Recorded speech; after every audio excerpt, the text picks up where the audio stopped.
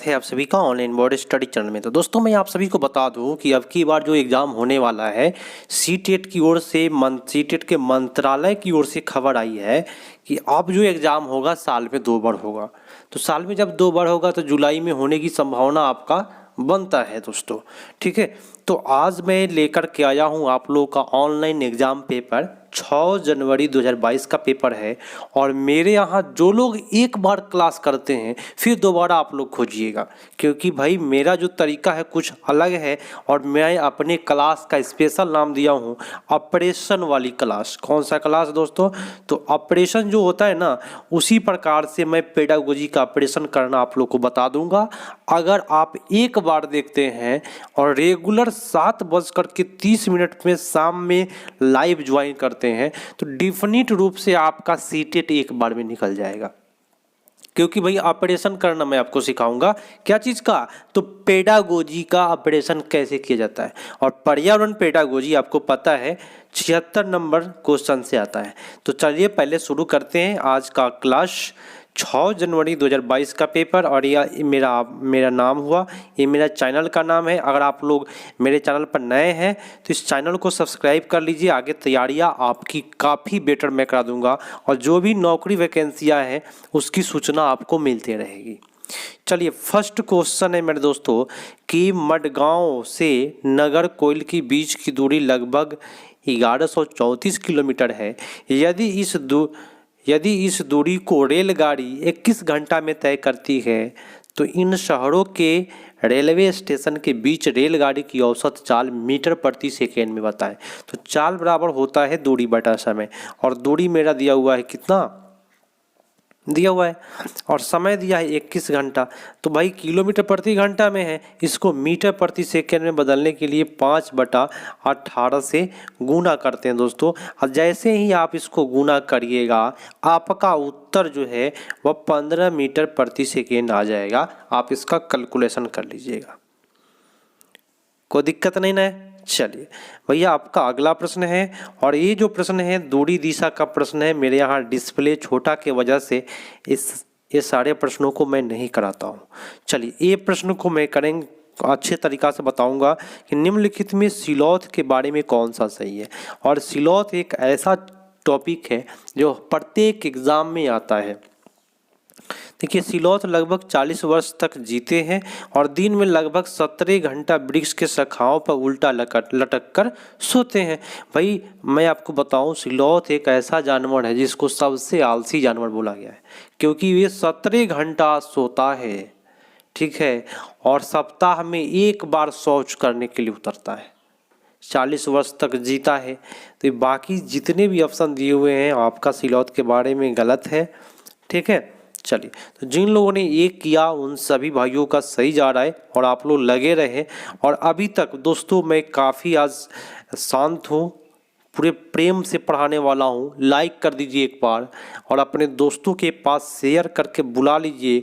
भैया क्लास जो होगी ना मेरे यहाँ पूरे क्लास की तरह होगी और पूरा मज़ा आ जाएगा आपको क्लास करके। क्वेश्चन कहता है कि सर्दियों में ऊनी वस्त्र हमें गर्म रखते हैं, उनके उष्मारोधी होने का कारण क्या है? बताइए ऊन जो है उष्मारोधी होता है, इसका क्या कारण है? तो गर्मियों में सर्दियों में है ना, तो ऊन रेशे आपस में कस के जुड़े होते हैं और ठंडी हवा को गुजरने नहीं देता है। मेरे दोस्तों ये बात गलत है, ठंडी हवा ऊन से गुजर जाता है। लेकिन क्या करता है, ऊन का काम है कि ऊन रेशों के बीच वायु फंसी रहती है। ठंडा हवा घुसेगा ना तो उसी में फंसा रह जाता है।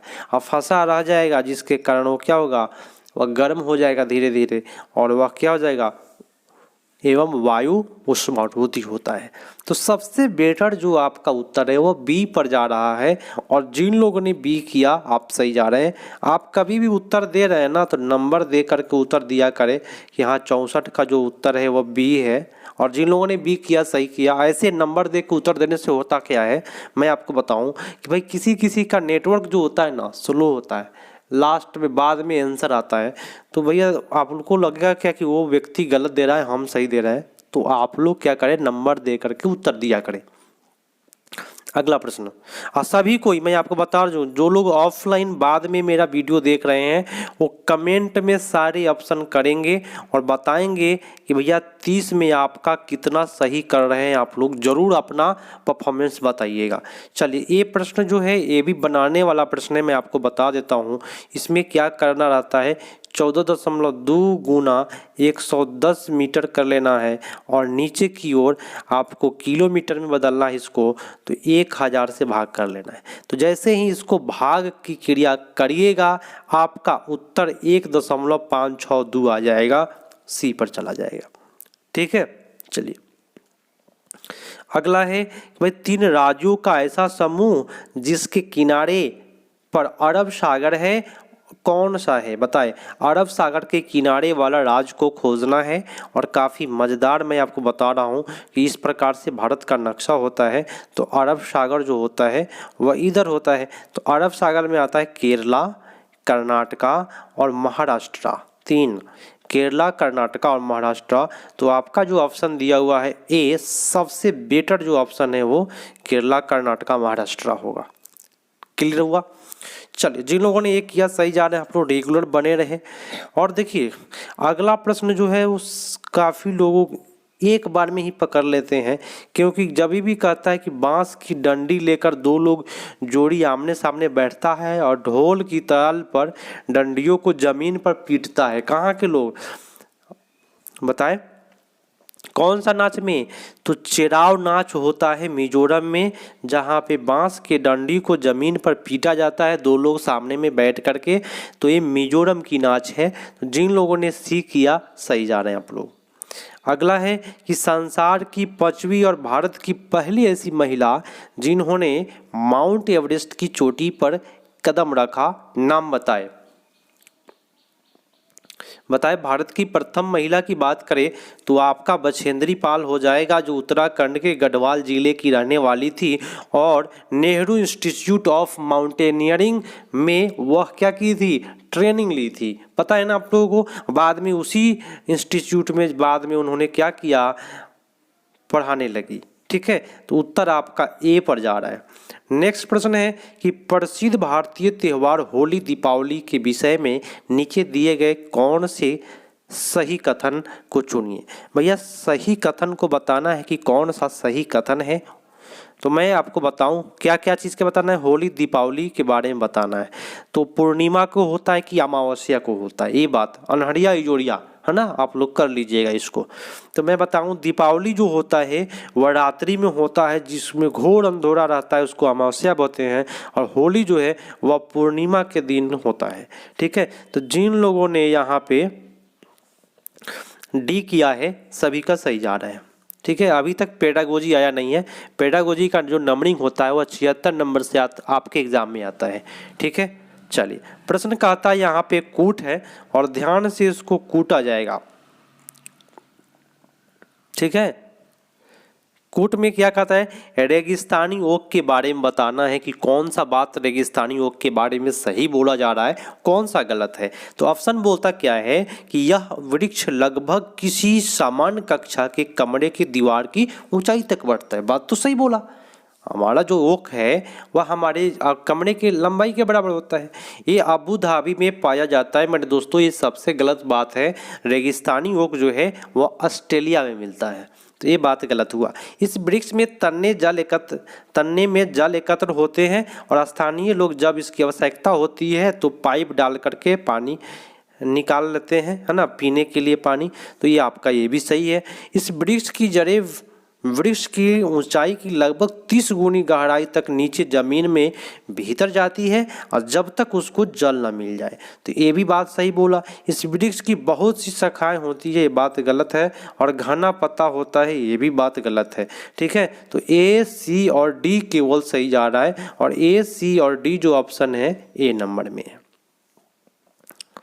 चलिए क्लास कैसा लग रहा है एक बार मैं फिर से कहना चाहूँगा कि आपके पास जितने भी दोस्त हैं जितने भी दोस्त हैं जो सीटेट की तैयारियां में लगे हुए हैं या जिनका एडमिशन हो गया है ट्रेनिंग कॉलेज में, उनके पास शेयर कर दीजिए। व्हाट्सएप तो ग्रुप होगा ना, तो ग्रुप में ज़रूर शेयर करिएगा और लाइक में कभी कमी नहीं कीजिए। और मैं गारंटी देता हूँ, मैं आपको बार बार बोलता हूँ, मैं गारंटी देता हूँ कि मेरे यहाँ आपकी जो तैयारी होगी 100% बेटर होगी। ठीक है, क्योंकि भाई मेरा जो तरीका है वो कुछ अलग है।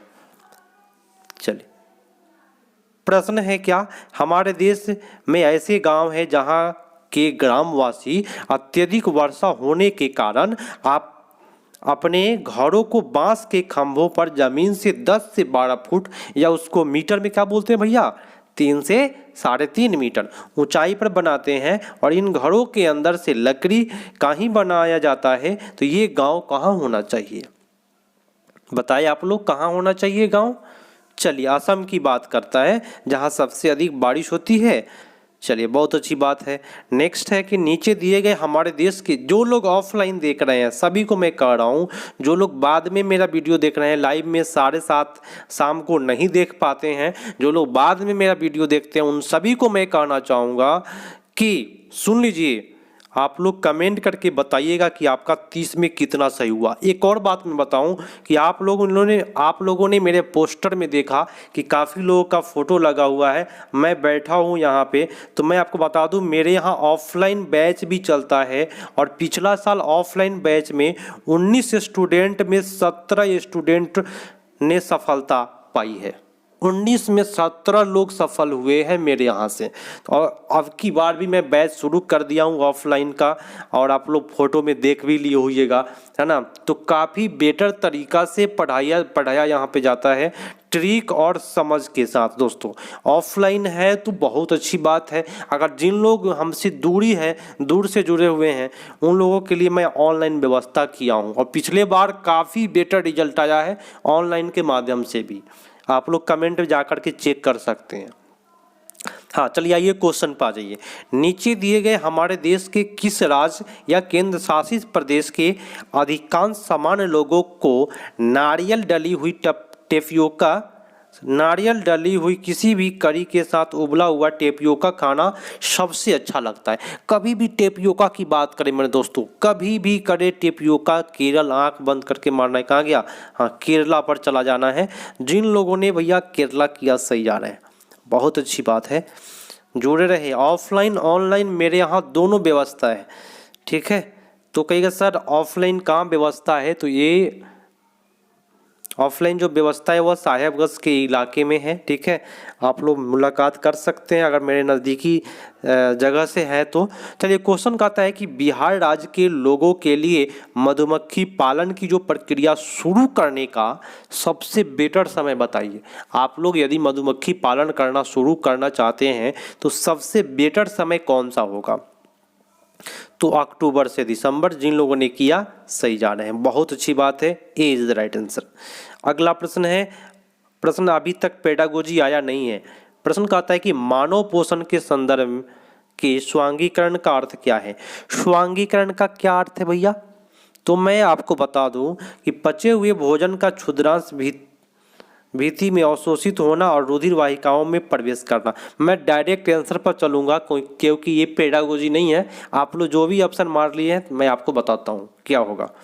देखिए, स्वांगीकरण बोलते हैं कि आप कोई भी खाना खाते हैं तो उससे जो भी आपको एनर्जी मिलता है उसको स्वांगीकरण कहते हैं, उससे ब्लड का निर्माण भी होता है।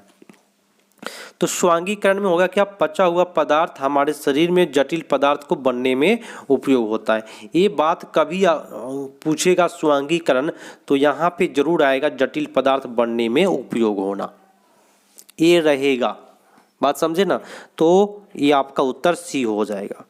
अभी तक जिन लोगों ने भैया, कितने लोग हैं जो सब्सक्राइब नहीं कर पाते हैं मेरे चैनल को, तो उन लोगों को मैं कहता हूं कि आप लोग ज़रूर सब्सक्राइब करें। यदि आपको अच्छा तैयारियां करनी है, मेरे यहाँ ऑफलाइन ऑनलाइन दोनों चलता है, तो आप लोग ऑनलाइन जुड़े हुए हैं तो सब्सक्राइब कर लीजिए। रेगुलर क्लास 7:30 पर ज्वाइन करें।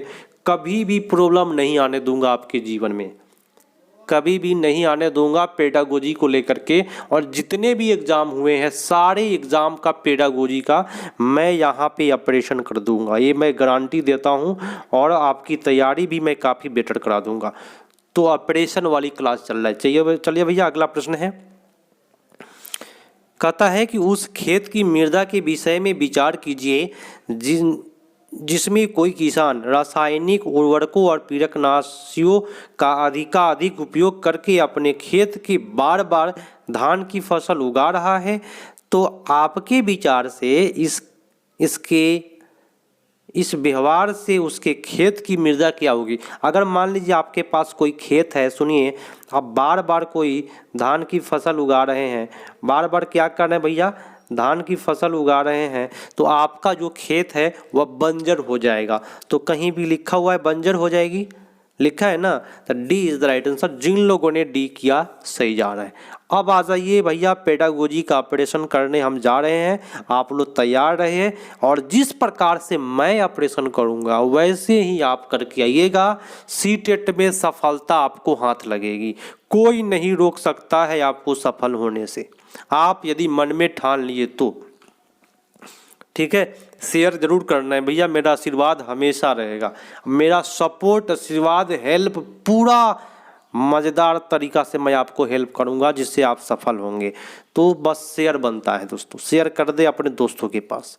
क्वेश्चन कहता क्या है कि पर्यावरण अध्ययन में गृह अधिविन्यास का उद्देश्य क्या है। गृह अधिविन्यास मतलब होता है होमवर्क।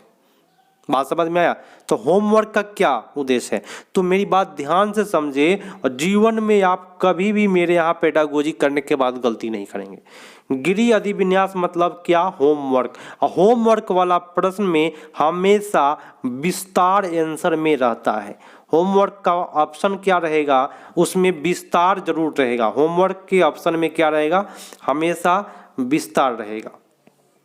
तो लिखा हुआ है गृह अधिविन्यास क्या है, सीखने का क्या है दोस्तों, तो विस्तार है। ठीक है, ये 100% मैं बता रहा हूँ। गृह अधिविन्यास बोले तो HW होमवर्क के बारे में कभी भी कहेगा तो विस्तार की बात जरूर करेगा। ये दोनों दोस्त है, यही मेरा पेडागोजी कराने का तरीका है, ऑपरेशन करने का यही तरीका है। आप लोग नोट भी कर सकते हैं इसको।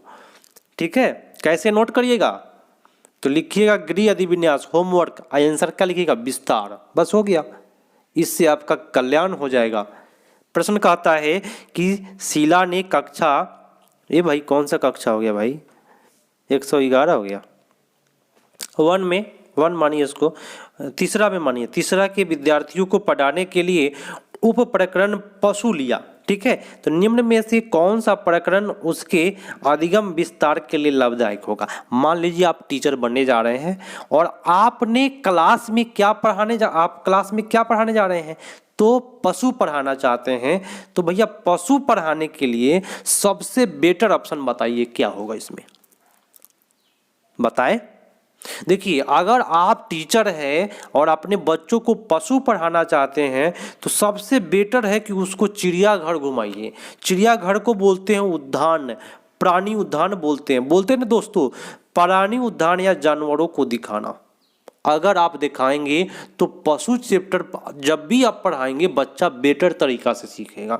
और सीटेट कहता है कि जब बच्चा सीख ले अच्छा से तो इससे बेटर कुछ हो ही नहीं सकता। मजा आ रहा है ना भाई, आप लोग एक बार ठोक करके बता दीजिए, एक बार सभी से मैं कह रहा हूँ जो लोग लाइव में जुड़े हुए हैं, एक बार अंगूठा दिखा करके बता दीजिए कि क्या मेरा क्लास आप लोगों को अच्छा लग रहा है। एक बार अंगूठा करके बताएं, सभी कोई थम करके बताएं, मज़ा आ जाएगा भैया। मैं आपको गारंटी कहता हूँ, बार बार बोलता हूँ, लेकिन दोस्तों को जरूर जुड़िएगा, चुपचाप अकेले नहीं देखिएगा कि हाँ हम अकेले देख देंगे हमारा दोस्तवा फेल कर जाएगा। तो ये जो मन में जो बन जाएगा ना जिनके कि ना हम ही केवल ये क्लास देखेंगे बाकी कोई नहीं देखेगा, तो हम ही केवल पास करेंगे, तो मैं आपको बता देता हूँ सफलता में कहीं ना कहीं बाधा उत्पन्न हो जाएगी। क्योंकि टीचर का कभी भी गुण होता है सहयोगकर्ता होता है। टीचर क्या होता है, सहयोगकर्ता। मैं भी आपको पूरा फुल सपोर्ट करता हूं और फुल नॉलेज के साथ, फुल कॉन्फिडेंस के साथ यहाँ से मैं बताता हूं ताकि आप लोग कभी भी गलती ना करें। प्रश्न का आता है, सुनिए, जल से संबंधित त्योहार को समुदाय के द्वारा मनाने को ज्ञात करने के लिए सर्वाधिक उपयुक्त युक्ति कौन सी है। मान लीजिए आप एक टीचर है, सुनिए मैं प्रत्येक क्वेश्चन को आपसे जोड़ेंगे। मान लीजिए आप टीचर है और जल त्योहार के बारे में आप मनाना चाहते हैं कि जल त्योहार कैसे आप करिएगा, तो कैसे होगा, सबसे बेटर युक्ति बताइए, ऑप्शन के अनुसार बताइए। तो सहपाठी द्वारा सीखेंगे, समुदाय में त्योहार का वीडियो दिखाएंगे, परिवार और समुदाय के बुजुर्गों से बातचीत करेंगे। सबसे बेटर है दोस्तों दैनिक जीवन वाला ऑप्शन। और यहाँ दैनिक जीवन वाला ऑप्शन क्या है, परिवार समुदाय एवं बुजुर्ग से बातचीत करेंगे कि हाँ भाई जल का प्रयोग कौन कहाँ कर रहा है और कैसे भाई जल का त्यौहार मनाया जाए। इससे बेटर कुछ हो ही नहीं सकता मेरे दोस्त। और शिक्षक वाला ऑप्शन आप कभी नहीं मारिएगा। चलिए अगला प्रश्न है और आप लोग पूरे धैर्य के साथ रेगुलर आया कीजिए।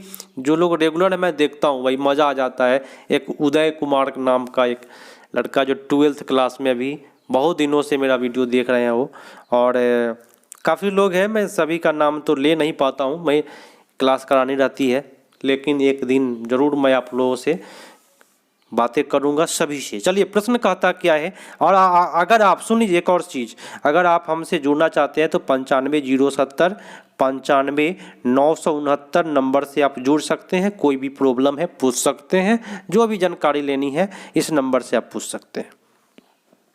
कक्षा 1 और 2 में पर्यावरण अध्ययन की कोई पाठ्य पुस्तक क्यों नहीं है, बताएं। देखिए मैं आपको ट्रिक बताता हूं जो जीवन में आप कभी नहीं भूलेंगे इस प्रश्न का।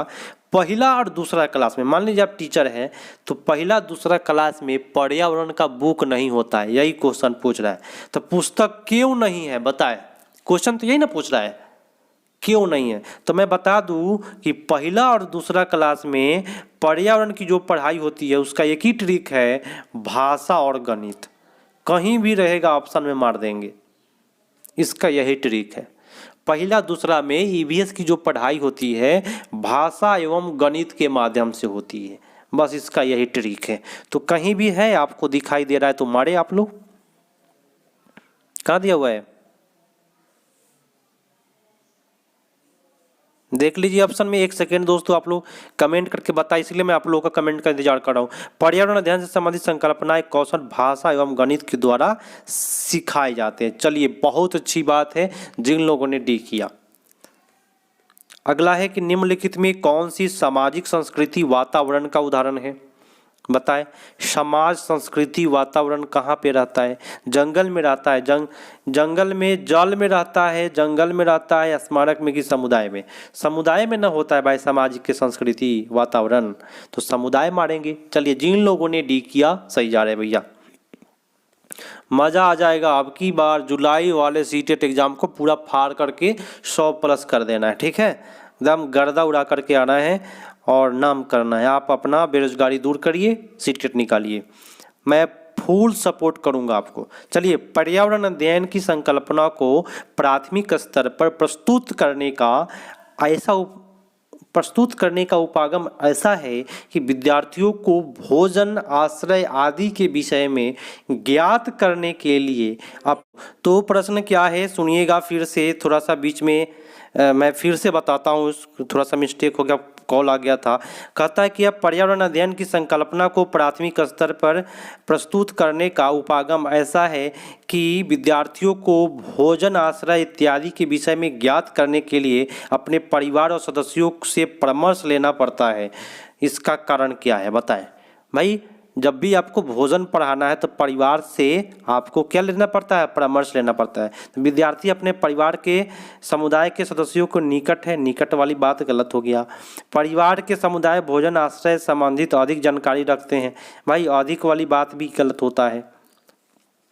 अधिगम का प्राथमिक स्रोत विद्यार्थी की सामाजिक संस्कृति पृष्ठभूमि है, यही ना होगा सबसे बेटर। अधिगम का प्रथम स्रोत क्या है, तो विद्यार्थी का सामाजिक संस्कृति पृष्ठभूमि। आपका उत्तर क्या हो जाएगा, सी हो जाएगा। जिन लोगों ने सी किया सही जा रहे हैं आप लोग। अगला प्रश्न है, पूरे अच्छा से करेंगे कि संज्ञानात्मक बाधित विद्यार्थियों को पर्यावरण अध्ययन पढ़ाने की कौन सी युक्ति सर्वाधिक उपयुक्त है, बताएं सबसे बेटर युक्ति क्या है।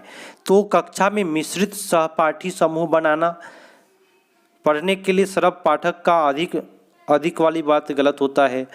कार्य को भागों में पृथक रूप में भागों को पूरा करना। देखिए सुनिए फिर से, लिखा हुआ है क्या कि पर्यावरण अध्ययन पढ़ाने की कौन सी युक्ति सबसे बेटर है। तो मैं आपको बता दूं, कार्य को भागों में बांटे, माने कोई भी काम को क्या कीजिए, भाग में बांट दीजिए। अब पृथक रूप में भागों को पूरा कीजिए, माने फिर इसको क्या कीजिए, अलग अलग भागों को क्या कीजिए, पूरा करिए। तो ये संज्ञानात्मक बाधित विद्यार्थी के लिए बेटर होता है ना। यहाँ पे लिखा था जो बाधित विद्यार्थी है उसके लिए, माने जिससे नहीं हो रहा है क्या करेंगे, छोटे छोटे टुकड़ों में बांट देंगे और फिर पृथक रूप में भागों को क्या कर लेंगे, पूरा कर लेंगे। अगला प्रश्न है,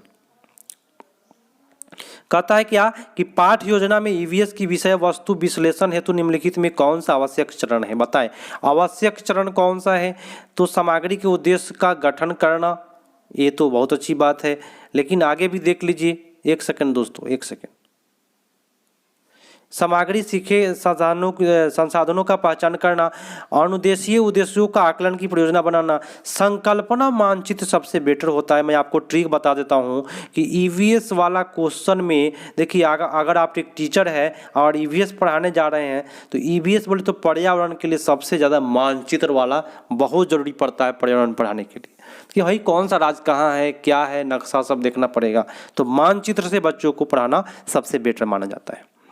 अगला प्रश्न है कि सतत समग्र मूल्यांकन में समग्र शब्द का संबंधित है। संज्ञानात्मक स्तर, सहपाठशाला क्रियाकलाप से, समग्र विकास से, शैक्षिक क्षेत्र से, क्या हो जाएगा। समग्र मतलब देखिए मैं आपको बता दूं, आपको ट्रिक समझा देता हूं, मजा आ जाएगा आपको सुन करके, कि जो क्वेश्चन में कहे वही बात ऑप्शन में यदि कहता है तो 98% आप लोग सही हो जाइएगा। सीटेट इसको सही मान लेता है, ये भी एक ट्रिक है। ठीक है, चलिए ठीक है। क्वेश्चन नंबर 85 क्या कहता है कि पर्यावरण अध्ययन के सीखने के आकलन का एक उदाहरण कौन सा है। पूरी ध्यान से बताना है आप लोगों को कि कौन सा एक बेटर उदाहरण है। तो सबसे पहले देखिए यहाँ पे परीक्षा लेना, ये गलत हुआ। यहाँ भी अर्धवार्षिक परीक्षा और यहाँ भी अंत में परीक्षा।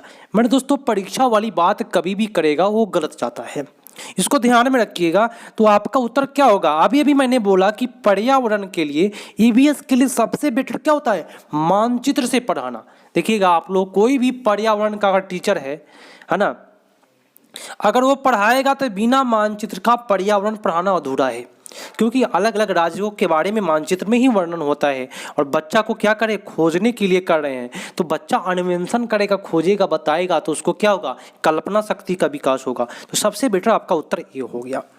नेक्स्ट प्रश्न दोस्तों पूरे ध्यान से करिएगा। मेरे यहाँ वही ऑपरेशन होता है, रियली में ऑपरेशन आप लोग सीख जाइएगा और आप लोग सफल होकर के दिखाइएगा भैया। चलिए प्रश्न कहता है, ध्यान सुनिएगा कि पर्यावरण अध्ययन बोले तो NEP 2020 के अनुसार में NEP अध्ययन में यहाँ पे लिखा है पर्यावरण अध्ययन में, यहाँ से पढ़ेंगे अनुभवात्मक सीखने में वृद्धि के लिए शिक्षण शास्त्रीय अभ्यास का चुनाव कीजिए। भाई सबसे बेटर जिससे वृद्धि होगा उसका चुनाव करना है, तो कौन सा उत्तर आपका हो जाएगा। देखिए पर्यावरण अध्ययन चुनिंदा, ये चुनिंदा जो बात है ना, चुनिंदा अवधारणा पर ध्यान केंद्रित है, तो चुनिंदा वर्ड गलत होता है भैया, आप याद रखिएगा। पर्यावरण अध्ययन शिक्षण कला में, कला का एक एकीकरण है। एकीकरण के बारे में भाई पर्यावरण बहुत हिट होता है। पर्यावरण अध्ययन के शिक्षण में कहानी कहने का एकीकरण करना, मैंने अभी बोला आप लोगों को कि एकीकरण जो भी जहाँ भी आएगा और आप लोग के लिए क्या होगा, वो काफ़ी हिट होगा। ठीक है, चलिए तो उत्तर आपका जो हो जाएगा बी और सी हो जाएगा। नेक्स्ट प्रश्न, चलिए प्रश्न करता है क्या कि एक प्राणी उद्यान में जाने पर पर्यावरण अध्ययन की शिक्षिका ने अपने विद्यार्थियों से प्राणी उद्यान के जानवरों की खाने की आदतों और उनके देश बाहरी लक्षणों जैसे आकार, रंग, बाल इत्यादि की खोजने के लिए कहा। मान लीजिए आप एक टीचर है, सुनिए मेरी बात ध्यान से, मैंने आपको शुरुआत में ही बोला खुद को टीचर मानना है। आप अपने बच्चों को ले गए कहाँ पे, प्राणी उद्यान में, बोले तो चिड़ियाघर में, उसको आकार, रंग, बाल इत्यादि खोजने के लिए कहे आकार के आधार पर। तो इस क्रियाकलाप के द्वारा किन प्रक्रिया कौशल को विकसित कर रही है। मान लीजिए आप एक टीचर है या शिक्षिका है, तो आप क्या चीज विकसित कर रहे हैं बच्चों में, बताएं। अवलोकन, प्रश्न पूछना, संवाद और प्रयोग करना। दोस्तों मेरे ध्यान से सुनिएगा मेरी बात। तो जीवन में देखिए मेरा यहाँ ट्रिक ऐसा मिलेगा ना, तो जीवन में आप कभी नहीं भूलेंगे। अगर आप किसी बच्चा को प्राणी उद्यान में ले जाते हैं, सुनिए मेरी बात ध्यान से, मजा आएगा और हंसी भी लगेगा, तो क्या आप जानवर पर प्रयोग करिएगा? जिस दिन जानवर पर प्रयोग किए, कोई अच्छा जानवर है तो ठीक है, लेकिन कहीं खतरनाक मिला तो आपका जो भी स्टूडेंट होगा सबको साफ कर देगा। तो प्रयोग करना है जानवर पर? नहीं करना है। तो प्रयोग वाला आपका ऑप्शन दूगो गया काम से। अब रहा भाई दो ऑप्शन, प्रश्न पूछना, वर्गीकरण, मापन। देखिए क्या आप जानवर को जाकर के मापिएगा? मेरी बात ध्यान से बताएं, जानवर को आप मापिएगा? भाई साफ कर देगा, मापने में आप ही को नाप देगा, ठीक है। तो ये भाई गलत हुआ। तो सबसे बेटर जो आपका ऑप्शन जा रहा है यहाँ पे सी जा रहा है। और देखेंगे, अवलोकन मैंने क्या देखेंगे, तब बच्चा सा प्रश्न पूछेगा। तो संवेदनशील रहना जरूरी है, क्योंकि भाई जानवर खतरनाक भी हो सकता है ना, तो संवेदनशील होना चाहिए। और संवाद भी करते हैं, जैसे कि कोयल बोलता है कू, तो आप लोग भी क्या बोलते हैं, कौन मरला हुआ, तो उधर से कहता है कू, तो लगता है आपको क्या तू बोल रहा है, कौन मरला हुआ तो तू, इस तरह से होता है कि नहीं। तो संवाद भी सबसे बेटर होता है। आपका उत्तर सी हो जाएगा। तो जिन लोगों ने सी किया सही जा रहे हैं। अगला प्रश्न है कि प्राथमिक स्तर पर पर्यावरण अध्ययन का थीम कौन सा है? मजा आएगा, सुनिएगा। प्राथमिक स्तर पर पर्यावरण अध्ययन का जो थीम होता है, जल है, आवास है, आश्रय है, तो जल हो जाएगा। इसमें बाकी कोई थीम नहीं है, 6 थीम है, आप लोगों को याद होगा ही, नहीं तो मैं एक जगह थीम का ही वीडियो बना दूंगा, थीम और उपथीम एक साथ कर दूंगा, ठीक है। चलिए, पर्यावरण अध्ययन के आकलन में एक शिक्षक कौन से उच्च स्तरीय चिंतन वाले प्रश्न का चुनाव करेंगे? मान लीजिए आप एक टीचर है, तो उच्च स्तरीय चिंतन वाला प्रश्न खोजना है, माने जिसमें बच्चा सोचे, वो वाला प्रश्न बताइए कौन सोचेगा। हम कौन सी 5 जड़ें खाते हैं? इसमें सोचने वाली बात क्या है, गाजर मूली, इस प्रकार से बोलते रहेगा बच्चा। क्या होगा या पृथ्वी पर पेट्रोल और डीजल नहीं हो? हाँ, ये सोचने वाला प्रश्न है। क्या होगा जब पृथ्वी पर पेट्रोल और डीजल नहीं रहे? तो सोचने वाला है कि नहीं है? तो यही लिखा है कि उच्च स्तरीय चिंतन वाला प्रश्न, यही ना मारेंगे कि भाई कहेंगे पतियों का हरा रंग किसके कारण होता है, तो बच्चा बोलेगा क्लोरोफिल के कारण। सिखा देंगे, एक बार में हो गया है ना। ये तो सबसे बेटर जो आपका उत्तर होगा क्या होगा वाला प्रश्न, ठीक है। और आज का लास्ट है, बताइएगा कमेंट करके कि आप लोग 30 में कितना किए हैं। और एक और बात कमेंट करना है कि आप अपने कितने दोस्तों के पास शेयर किए हैं, व्हाट्सएप में शेयर किए हैं या नहीं, जरूर कमेंट करके बताइएगा। सब्सक्राइब नहीं किए हैं तो कर लीजिए, क्योंकि आपका कल्याण मेरे चैनल से एकदम 100% है, हो जाएगा आपका बेटर स्कोर भी आएगा आपका। कहता है कि 8 विद्यार्थियों के 5 समूह में, प्रत्येक समूह में वन्य जीवों के संरक्षण के लिए लघु नाटिका प्रस्तुत की। उसके पर्यावरण अध्ययन की अवधारणा की समझ और सृजनात्मक अभिव्यक्ति का सर्वाधिक उपयुक्त आकलन किया जा सकता है। कैसे आकलन सबसे बेटर होगा? तो मेरी बात ध्यान से समझे, यहाँ पे कोई क्रमिक रिपोर्ट नहीं है कि हम लोग पोर्टफोलियो मार देंगे। अगर मारेंगे तो गया काम से। क्रमिक रिपोर्ट रहता है बच्चों का, तब मारा जाता है पोर्टफोलियो। पर्यावरण अध्ययन संप्रदाय की प्रस्तुति समझ के लिए आकलन के रूप में, आकलन के लिए रूब्रिक्स सबसे बेटर। रिकॉर्डिंग आपका गलत होता है, ठीक है। और यहाँ पे लिखा है क्या, पेन पेपर, ये जीवन में कभी नहीं मारिएगा पेन पेपर वाला ऑप्शन। अब परीक्षा यहाँ पे दिया ही है तो इसको तो छूना ही नहीं है, जहर का पुड़िया होता है भैया। तो मेरे यहाँ पेडागोजी ऐसे ही मैं ऑपरेशन करता हूँ, मज़ा आ जाएगा। मैं रियली कहता हूँ कि आप लोग कभी भी अगर आप 7:30 पर रेगुलर आते हैं तो भाई सफलता निश्चित है और डेफिनेट रूप से आप बेटर स्कोर प्राप्त करेंगे। क्योंकि भाई पेडागोजी का मेरे यहाँ ऑपरेशन होता है चीर फाड़, बिना MBBS बने। तो भैया लाइक करके जाइएगा, सब्सक्राइब नहीं किए हैं तो कर लीजिए, क्योंकि मज़ा आने वाला है आपको CTET एग्जाम में। तो भैया मिलते हैं अगले पार्ट में। काफ़ी आप लोगों को पका भी दिया बीच बीच में। तो आप लोग यदि जुड़ना चाहते हैं तो इस नंबर से जुड़ जाइए 95 070 और 95 969। क्या दिक्कत है? कोई दिक्कत नहीं होगा। जय हिंद।